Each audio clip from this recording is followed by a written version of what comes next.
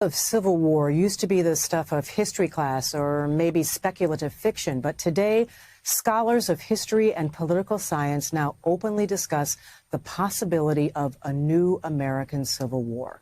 My next guest, Professor Barbara F. Walter, is an expert on civil wars around the world. She has spent years advising the CIA on the subject. In her work examining the seeds of civil war in distant lands, she started noticing some of those warning signs close to home right here in America, long before most others did. She's been sounding the alarm about the threat since at least 2008, and her message today is that we should not ignore those warning signs, but also that we can take steps to lessen the threat. Now, before she joins us, let's take a minute to dig into her findings. Walter's research looked at which countries were most likely to experience political instability and political violence in the coming years. Her work identified two key factors as highly predictive, and America checks both boxes. The first is anocracy, a term for a weakened democracy that contains elements of autocracy. The second is whether citizens have organized politically around identity as opposed to ideology. That means they make political choices based on factors like race, ethnicity, or religion. Walter's research found that both of these predictive indicators have been rapidly emerging in the United States in recent years. She writes that Donald Trump embraced identity politics explicitly and with gusto.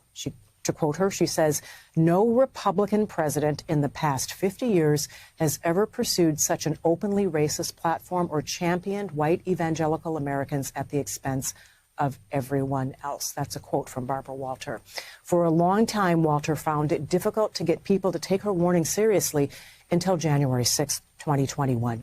That is when Americans started paying closer attention. On that day, Trump told his supporters to fight like hell, and they would follow through with armed, sharpened flagpoles and stun guns. Most were white, most were men, Walters writes. January 6th was the grim outcome of one of the most divisive elections in U.S. history, and yet somehow it feels as though an even bigger powder keg has been building ever since. Crucially, Walter urges us to rethink our assumptions about civil war, not just its possibility, but also what such a war might look like. This is disturbing stuff. She warns us that civil wars are not typically started by the groups most people expect, the poorest or the most marginalized. Instead, they are often ignited by groups that were once politically dominant but are now in decline. Today, the U.S. is undergoing major demographic shifts, transitioning from a majority white Christian nation to a majority non-white population that's expected to happen by 2045. This shift means that those who no longer hold a majority of the vote could lose political power. According to Walter, a new American Civil War would likely be a war of insurgency fought by militias using guerrilla tactics, including terrorism. Those groups would avoid engaging directly with the military, instead targeting civilians, black churches, synagogues, federal judges they deem hostile. America, she warns, cannot afford to keep putting off this possibility. A subset of the country's population has long enjoyed privileges and power, and they're not going to let go without a fight. Some of them are not going to let go without a fight, she says. In her book, How Civil Wars Start and How to Stop Them, Walter writes, quote, "No one wants to believe that their beloved democracy is in decline or headed toward war. The decay is often so incremental that people often fail to notice or understand it, even as they are experiencing it. If you were an analyst in a foreign country looking at events in America the same way you'd look at events in Ukraine or the Ivory Coast or Venezuela, you would go down a checklist assessing each of the conditions that make civil war likely. And what you would find is that the United States, a democracy founded more than 2 centuries ago, has entered very dangerous territory. The United States is an anocracy for the first time in more than 200 years. Let that sink in.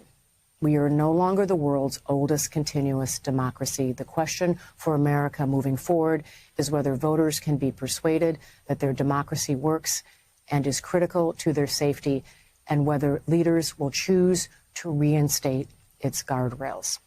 That is a quote from Barbara Walter, who joins me now. Barbara F. Walter is a professor of international affairs at the University of California, San Diego. She's the author of the book, How Civil Wars Start and how to stop them. I want to talk to you about both those things, how they start, but really specifically how to stop them, because we don't want to see this happen in this country. Your book was published in 2022. How have you observed how things have changed in America since then? Are you still as worried as you were when you wrote those words that we quoted? I'm still as worried, but for slightly different reasons. It's been a really interesting path since 2022, or actually 2020.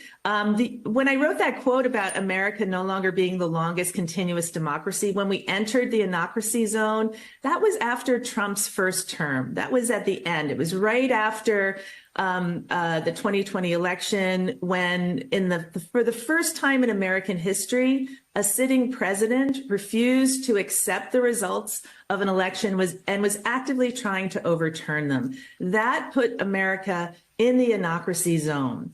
Then we had January 6th, and everybody was wondering, okay, what's going to happen? And to my great happiness, Trump did leave office. We had a relatively peaceful transition, and we had a new administration in the White House that actually believed in the rule of law, believed in democracy, and America's democracy score rose. So we got out of this anocracy zone.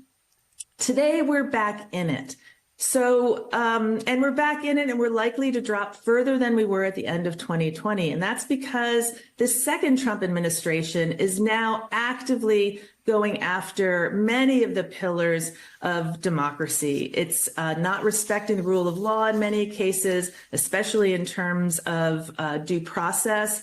These students who've been taken off of the streets and who've been detained and who have been sent to detention camps, they have all the legal rights of Americans, and yet the Trump administration is not honoring that. So there's a whole series of things that this administration is doing that is weakening America's democracy further, and we are declining. We are back in this anocracy zone. You talk about the anocracy zone and the democracy score rising or falling. Could you just explain where that comes from? That this is just not your opinion, that there are a group of analysts, and national security analysts here and elsewhere that actually look at democracies and they rate them? Yeah, so I wrote this book because I'd served for 5 years on a task force run by the U.S. government. It's called the Political Instability Task Force, and it's been around since 1994. The goal of the task force was to help our government, the U.S. government, predict what countries around the world were likely to experience political instability and violence within the next 2 years. So the task force was comprised of two types of people. Half of them were experts on conflict and violence like myself. We were scholars and academics, and half were data analysts. And when the data analysts put together their predictive model, they asked the experts to give them every possible factor, every hunch we might have about factors that might lead a country on the path to civil war. And we gave them things like whether a country was poor, whether it had lots of immigrants, whether it was ethnically and religiously mixed, everything that we possibly thought could matter. And there were 38 factors. And as you mentioned earlier, when the analysts came back with their model, they said only 2 were highly predictive. And we, the experts, were very surprised. They were not the 2 factors we thought would be important. We thought it would be important if you had a population that was really angry at the government because it was really poor, or if you had groups that were heavily discriminated against. Those would be the people who would organize and rebel. And it turns out they're not. They're not. It turns out, go ahead.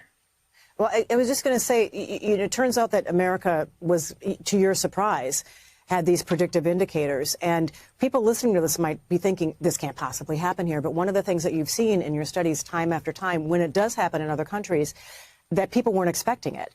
So yes, God forbid that something like this ever happens here. So what can we do to prevent something like this from happening? And you've noted that social media has accelerated the conditions in the United States. So what role does social media play, and what can be done to bring this sort of predictive possibility to tamp that down? So we'll be looking at a brighter future.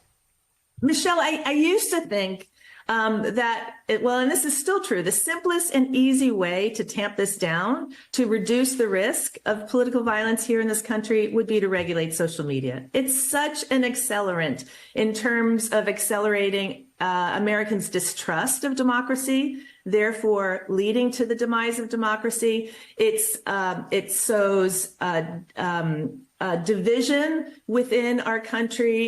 It promotes sort of hate and anger. It gets people feeling as if they're threatened all the time, which makes them distrustful of each other.